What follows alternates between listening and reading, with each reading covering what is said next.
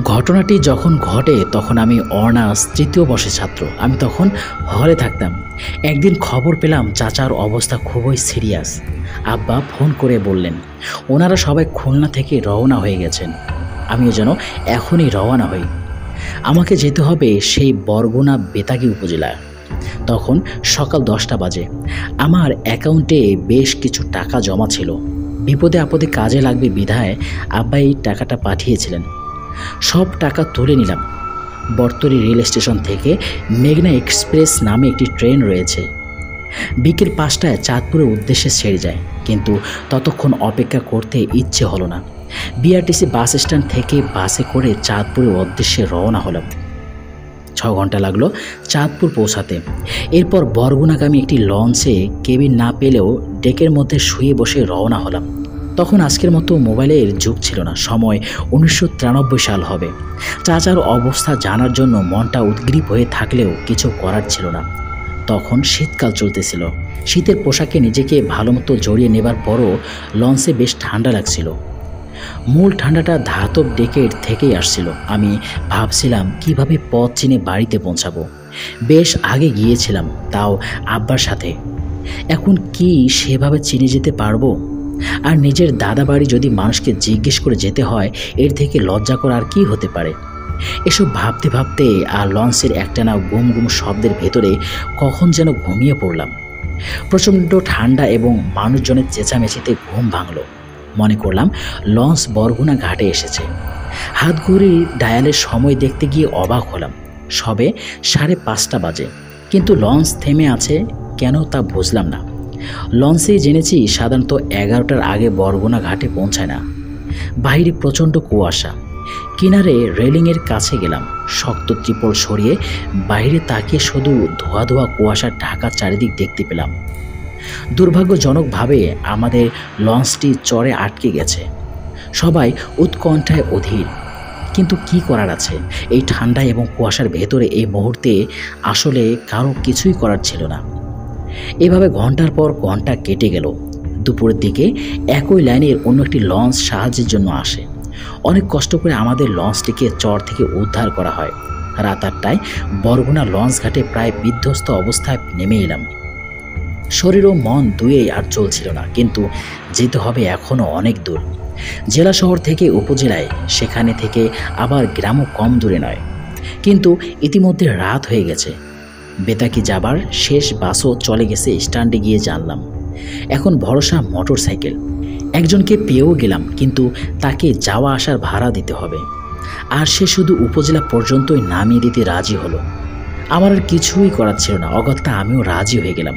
ভাঙাচোরা জায়গায় জায়গায় পিছুটা রাস্তায় প্রচণ্ড কুয়াশার ভেতরে দুরন্ত গতিতে মোটর বাইকের পিছনে বসে ভাবছিলাম বাড়ির অন্যদের কথা, চাচার কথা। সবাই আমার জন্য এতক্ষণ চিন্তায় অধীর হয়ে আছে নিশ্চয়। দুপাশের গাছপালাগুলোকে দ্রুত পাশ কাটিয়ে যাচ্ছে। বাতাসের ঝাপটায় দু চোখ বুজে আছে। মাংকি ক্যাপ পরে নিয়েছি, তারপরও বেশ শীত লাগছে। মোটর বাইকের চালক আধা ঘন্টার ভেতরেই উপজেলায় আমাকে নামিয়ে দিয়ে গেল। চালককে আরও কিছু টাকার লোভ দেখালেও সে আমার গ্রামের বাড়ি পর্যন্ত যেতে কোনোভাবেই রাজি হলো না। কি আর করা, এইটুকু পথ পায়ে হেঁটেই যেতে হবে। রাত 9টা বেজে গেছে। শীতের রাত, বিদ্যুৎবিহীন। গ্রামের মানুষ সেই সন্ধ্যাবেলায় ঘুমিয়ে পড়ে। আর এখন তো সবারই এক চমক ঘুমও হয়েছে বোধহয়। আমি এর আগে আব্বার সাথে এসেছি এখানে, তাও দিনের বেলায়। আমাদের গ্রামের পথটি যে রাস্তায় দিয়ে ঢুকেছে, সেখানে একটি নতুন কালভার্ট ছিল, সেটা মনে পড়ল। বড় খালের বিপরীত দিক দিয়ে খালের একটি শাখা গ্রামের দিকে চলে গেছে। কালভার্টটি সেই শাখা খালের উপরেই। মাটির পথটি ধরে সামনের দিকে আগাতে থাকি। বাড়ি আর মিনিট 20 দূরত্বের, তাই একটু জোরেই পা চালাতে শুরু করলাম। মিনিট 15 হাঁটার পর কেমন যেন লাগলো। পথ এরকম অচেনা লাগছে কেন আমার? আমাদের বাড়ি খাবাড়ি নামে পরিচিত। এর আগে রয়েছে হাওলাদার বাড়ি, সেখানে একটি মাদ্রাসা রয়েছে, আর আমাদের বাড়ির ঠিক আগে একটি প্রাইমারি স্কুল। কিন্তু এই রাস্তায় এসে সেই দুটির একটিও চোখে পড়ল না। আরও 10 মিনিট হেঁটে রাস্তাটির শেষ সীমানায় পৌঁছে গেলাম। এখানেও একটি খাল এলাকাটিকে দুভাগ করে মাছ দিয়ে প্রবাহিত হয়েছে একটি নদী। সেখানেও একটি কালভার্ট। কালভার্টের একটু আগেই একটি মুদি দোকান। সেখানে বাইরে একটি বেঞ্চ দেখে বিশ্রামের জন্য বসলাম। দোকানের ভেতরে মানুষ রয়েছে বুঝলাম, কারণ বাইরে থেকে কোনো তালা দেয়া নেই, আর ভেতরে মানুষের কাশির এবং নিঃশ্বাস ফেলার শব্দ শুনতে পেলাম। লোকটিকে ডাকবো কিনা ভাবলাম, এভাবে আন্দাজে ঘুরে মরার কোনো মানেই হয় না। আবার নিজেই বাড়ি খুঁজে পাচ্ছি না, হাস্যকর এই কথাটি বা কিভাবে বলবো ভেবে লজ্জা পাচ্ছিলাম, কিন্তু প্রয়োজন কোনো আইন মানে না। তাই দোকানের ঝাঁপে হাত দিয়ে মৃদু নক করলাম। কোনো সাড়া না পেয়ে এবারে একটু জোরে আঘাত করলাম। ভেতর থেকে ঘুম জড়িত একটি কণ্ঠ জিজ্ঞেস করলো, ক্যাডা? উত্তরে আমি বলা ছাড়া আর কী বা উত্তর দেবার আছে, কিন্তু সাধারণ ভদ্রতা হলো এই ক্ষেত্রে নিজের নাম বলতে হয়। দ্বিতীয়বার আবার প্রশ্ন আসাতে এবার নিজের নাম বললাম। একই সাথে দোকানের এক পাশের ফোকর সদৃশ্য দরজা দিয়ে একজন বৃদ্ধ বের হয়ে এলেন। হাতে একটি ব্যাটারি চালিত টর্চ লাইট ছিল। অভদ্রের মতো আমার মুখের উপরে সেটি জ্বালালেন। এক মুহূর্তের জন্য অন্ধ হবার অনুভূতি অনুভব করলাম। একটু রেগেও গেলাম। কিছু একটা খারাপ কথা মুখ দিয়ে বেরো হতে যাচ্ছিল, কিন্তু আমি কোন পরিস্থিতিতে রয়েছি সেই ভাবনা এটা থেকে আমাকে দূরে রাখলো। বৃদ্ধ লাইটটি নিচের দিকে নামিয়ে আমাকে আবারও জিজ্ঞেস করলেন, ক্যাডা আমনে? তখন আমি নিজের নামটা বললাম, আমার সমস্যার কথাও জানালাম। নিজের বাড়ি যেতে পারছি না শুনে একটু আফসোস করলেন তিনি। আমাদের মতো শহরে মানুষ কিভাবে নিজেদের নারী থেকে বিচ্ছিন্ন হয়ে পরগাছায় পরিণত হচ্ছি তিনি নিজের গ্রাম্য ভাষায় সেরকম কিছু আমাকে বললেন। আমাদের কোন বাড়ি জেনে নিয়ে বললেন আমি অন্য গ্রামে চলে এসেছি, পথ ভুল হয়েছে সেই প্রথম কালভার্টের কাছ থেকেই। এখন আবার উল্টো পথে যেতে হবে আরও প্রায় ঘণ্টাখানিক। পথে একটি শ্মশান পার হতে হবে এটাও জানালেন। এরপরে আরও একটি বাঁশের 4 সাঁকো পার হয়ে আমাদের গ্রামের পথ পড়বে। ভালোভাবে তার কাছ থেকে পথের দিশা জেনে নিলাম। মুদি দোকান থেকে বিস্কিট এবং কলা কিনে খেলাম। পানি খেয়ে 1 প্যাকেট সিগারেট এবং ম্যাচ নিয়ে বৃদ্ধকে ধন্যবাদ জানিয়ে আবারও পথে নামলাম। অচেনা পথ, শীতের রাত, আমার কাছে কোনো লাইট ছিল না। অন্ধকারে পথ চলছি, একটু একটু গা ছমছম করছে। সিগারেট জ্বালালাম। সিগারেটের মাথায় আলোয় অচেনা এক পথ ধরে নিজের বাড়ির দিকে এগিয়ে চলছি। মাটির রাস্তাটির দুপাশ গাছের সারি। আমি যেদিকে যাচ্ছি পথের বামে একটি সরু খাল রাস্তার সাথে সমান্তরালে এগিয়ে চলছে, তবে কোনো স্রোত নেই, কারণ নদীর সাথে বড় খালটি যেখানে এসে মিশেছে সেখানে বাঁধ দেওয়া। এই মৌসুমে অবশ্য বাঁধ কেটে পানি নিয়ে আসা হয়, কাজ শেষে আবারও বন্ধ করে দেওয়া হয় সেই সংযোগটি। পথে 2-1টি বাড়ি পড়েছে, তবে সেগুলো মূলত রাস্তা থেকে একটু ভেতরে। একটা বাঘ পার হলাম এবং চমকে উঠলাম। কোথা থেকে একটি বিড়াল আমার পায়ের সামনে এসে পড়ল। ওর নরম শরীরকে মারিয়ে যাবার অনুভূতি পেলাম। একই সাথে বিড়ালটির চিৎকার আমার সারা শরীরের পশমকে দাঁড় করিয়ে দিল। নিমেষে বিড়ালটি অন্ধকারে হারিয়ে গেল। আমি আমার হৃদস্পন্দন নিজের কানে শুনতে পাচ্ছিলাম। একটু দাঁড়ালাম। চারপাশ গাঢ় কুয়াশায় ঢেকে আছে। আকাশও মেঘে ঢাকা মনে হলো। মেঘ নাকি অমাবস্যার সময় চলছে বুঝলাম না, তবে আকাশে চাঁদের উপস্থিতি নেই। সামনে আরও কয়েক পা এগিয়ে পাশে একটি গাছের উপর থেকে অরণ্যচারী এক নাম না জানা পাখি বেশ শব্দ করে ডালপালা নাড়িয়ে উড়ে চলে গেল। আবারও ভেতরে ভেতরে একটু ফ্রিজ হয়ে গেলাম। ক্রমে নিজের ভেতরে নিজেকে ঘিরে ভয়ের এক ক্রমবর্ধমান অনুভূতি বেড়েই চলছিল। রাতের এই ভয়ঙ্কর পরিবেশে আমার কেন যেন মনে হচ্ছিল আজ কিছু একটা ঘটবেই। জিন হোক কিংবা প্রেত হোক, আজ মনে হয় সামনে একটা কিছু পড়বেই। আবারও হাঁটা শুরু করলাম। ঝোপের ভিতর থেকে একটি তক্ষক ডেকে উঠল। সামনে 2টো তাল গাছ, বাবুই পাখির বেশ কয়েকটি বাসা ঝুলছে। অন্ধকারেও এক ধরনের আলো রয়েই যায়। সেই আলোতেও পরিচিত কিছু কিছু জিনিসের অবয়ব বোঝা যায়। একটা পেঁচা ডেকে উঠল। একটা ডাক যে ওই পরিবেশে এতটা ভয়ের অনুভূতিকে নিয়ে আসতে পারে তা কেবলমাত্র ভুক্তভোগীই উপলব্ধি করতে পারবে। আর একটু সামনে এগিয়ে কেমন এক অপার্থিব শব্দ শুনতে পেলাম। সারা শরীরের পশম খাড়া হয়ে গেল। খালের নিচের দিক থেকে শব্দটি আসছিল। আমার ভেতর থেকে কে যেন বলছিল, ভুলেও এদিকে তাকিও না, সোজা চলে যাও। তারপর কিসের এক সম্মোহনে আমি সেদিকে এগিয়ে গেলাম। হেঁটে হেঁটে কখন যে শ্মশান ঘাটের কাছে চলে এসেছি বুঝতেই পারিনি। খালের ওপারেই শ্মশান। সেদিকে তাকাতেই কেমন গা ছমছমে অনুভূতিতে আপ্লুত হলাম।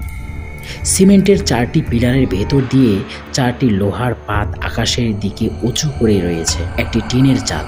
শব্দ লক্ষ্য করে এপার থেকে তাকিয়ে সেদিকে দেখলাম। খালটি বেশি প্রশস্ত নয়। শ্মশানের একেবারে পাড় ঘেঁষে সাদা বস্তু দিয়ে জড়ানো কিছু একটা নিয়ে দুটি প্রাণীর টানা হেঁচড়া লক্ষ্য করলাম। অন্ধকারে কিছুটা ফিকে হয়ে এসেছে মনে হলো। আসলে কুয়াশা অনেক কমে গেছিল, তাই ওপারের শেয়াল দুটির কিছু একটা নিয়ে কামড়াকামড়ি স্পষ্ট দেখতে পাচ্ছিলাম। আরও একটু খালের পাড়ের দিকে নেমে গেলাম। এবার দেখলাম সাদা কাপড়ের ভেতর দিয়ে ছোট দুটি পা বের হয়ে আছে। মাথাটা কেমন যেন করে উঠল, সারা শরীর গরম হয়ে গেল। আমি হাজার চেষ্টা করেও আমার দৃষ্টিকে সেদিক থেকে ফেরাতে পারছিলাম না। তবে একটি মানব শিশুর মৃতদেহ এভাবে রাতের অন্ধকার শেয়ালের খাদ্যে পরিণত হবে আমার স্বাভাবিক চিন্তার ভাবনায় তা এলো না। তবে যা দেখছিলাম তাকেও তো অস্বীকার করতে পারছিলাম না। হাড়ের সাথে দাঁতের সংঘর্ষের কর্কশ শব্দ আমার শরীরগুলি একদম শিহরিত করে দিচ্ছিল। অনেকক্ষণ আমি সেদিকে তাকিয়ে রইলাম। এভাবে কতক্ষণ থাকলাম তা বলতে পারবো না, যদি না আমার পেছন থেকে কারো গলা খেকারি দেবার শব্দ পেতাম। আমার ধ্যান ভেঙে গেল। আমি চমকে আবার পেছনে ফিরলাম। একজন হেঁটে আসছে আমার দিকে, সাদা লম্বা ঝোলের শার্ট পরনে। আমার কাছে এসে লোকটি বলল, এত রাতে আপনি এখানে কি করেন? আপনার গ্রামের বাড়ি কোথায়? আমি বললাম, আসলে আমি পথ হারিয়ে ফেলেছিলাম, রানীপুর গ্রামের দিকে আমি যাব। উনি আমাকে বললেন, তাহলে তো উল্টো দিকে চলে এসেছেন দেখছি। আমি বললাম, হ্যাঁ, ভুলে এসেছি, আমার চাচা খুবই অসুস্থ, আমি চিটাগাং থেকে এসেছি। উনি আমাকে বললেন, আপনার রানীপুরের কোথায় বাড়ি? আমার চাচার নাম ওয়াজেদ খান। তিনি বললেন, ও আচ্ছা, ওয়াজেদ। আমি তাকে বললাম, আপনি কি আমার চাচাকে চেনেন? তিনি আমাকে বললেন, হ্যাঁ, তবে ওদিকে আসলে বেশি যাওয়া হয় না। আমি সুবিদ খালির। আমাদের যাওয়া আসা সাধারণত ওই বড় খালের ওই পার পর্যন্তই। আজ এক দাওয়াতে গিয়েছিলাম, সেখান থেকেই ফিরছিলাম। পথে আপনার সাথে দেখা হয়ে গেল। যাক, আপনাকে পেয়ে ভালোই হলো, অন্তত কথা বলার কাউকে পেলাম। চলুন আপনাকে সামনে এগিয়ে দিই। এই জায়গাটা ভালো নয়, রাত বিরাতে একা একা সব জায়গা দিয়ে চলাফেরা করা ঠিক না। আমি ম্লান হেসে সিগারেটের প্যাকেট বের করে নিচে একটি ধরালাম।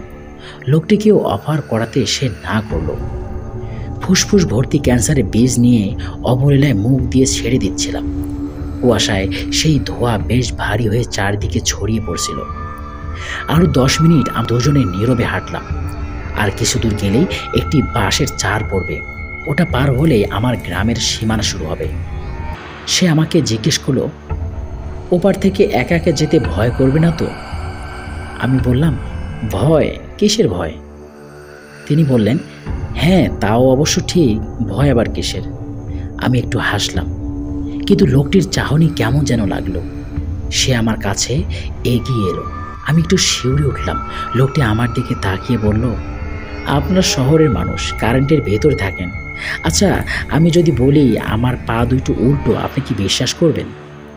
এবারে আমি একটু থমকে গেলাম। আমতা আমতা করে বললাম, তা কি করে হয়? সে আমার কাঁধে 2 হাত রেখে বলল, আপনি নিজের চোখেই দেখুন না। আমি লোকটির মুখের দিকে তাকিয়ে এবারে তাকে ভালো করে দেখলাম। তার মুখে বসন্তের দাগ, সারা মুখ ভর্তি সেই দাগে ভরা ছিল। তার চোখের দিকে তাকালাম এক পলক। ওর চোখের মণিতে যেন আগুন জ্বলে উঠল। আবার লোকটির পায়ের দিকে তাকালাম। ঠিক সেই সময় আকাশের চাঁদকে ঢেকে রাখা মেঘগুলো বাতাসের ভেলায় চড়ে সরে যেতেই চারদিক আলোকিত হয়ে গেল। সেই আলোয় আমি দেখলাম লোকটির পায়ের পাতা দুটি উল্টো দিকে আর গোড়ালির সামনের দিকে। আমার কাছে কেমন অবাস্তব লাগলো। লোকটি হা হা করে হাসতে লাগলো। আমার মাথাটা ঘুরে উঠল। আমি চেতনা হারালাম। ওই লোকটির আয়নার মতো হাসির শব্দই ছিল আমার চেতনায় সর্বশেষ অনুভূতি। সেদিন রাতেই আমাকে আমাদের লোকজন খুঁজে পেল, তবে আমার জ্ঞান ফিরল সেই ভোরে। সারা রাত আমাকে নিয়ে সবারই অনেক টেনশন হচ্ছিল, তবে ভোরবেলা আমার জ্ঞান ফিরলে সবাই আমাকে ঘিরে ধরল কি হয়েছিল তা জানতে। আর আর আমি কেন উল্টো দিক দিয়ে বাড়ির দিকে আসছিলাম তাও জানতে চাইল। তবে আমি সবার প্রশ্নের উত্তর দেবার আগে নিজের একটি প্রশ্নের উত্তর মেলাচ্ছিলাম। আমার সাথে ওই লোকটা কে ছিল? কোনো অশরীরই নয়তো? ভয়ঙ্কর সব ভৌতিক ঘটনা শুনতে অবশ্যই ভূত 92 চ্যানেলকে সাবস্ক্রাইব করে রাখবেন। নতুন ঘটনা শোনার আমন্ত্রণ জানিয়ে আমি এখানেই বিদায় নিচ্ছি। নীরব নিরাশা, দ্য মোস্ট ইম্পর্টেন্ট ইউন ভূত। সকলকে আসসালামু আলাইকুম রহমতুল্লাহ।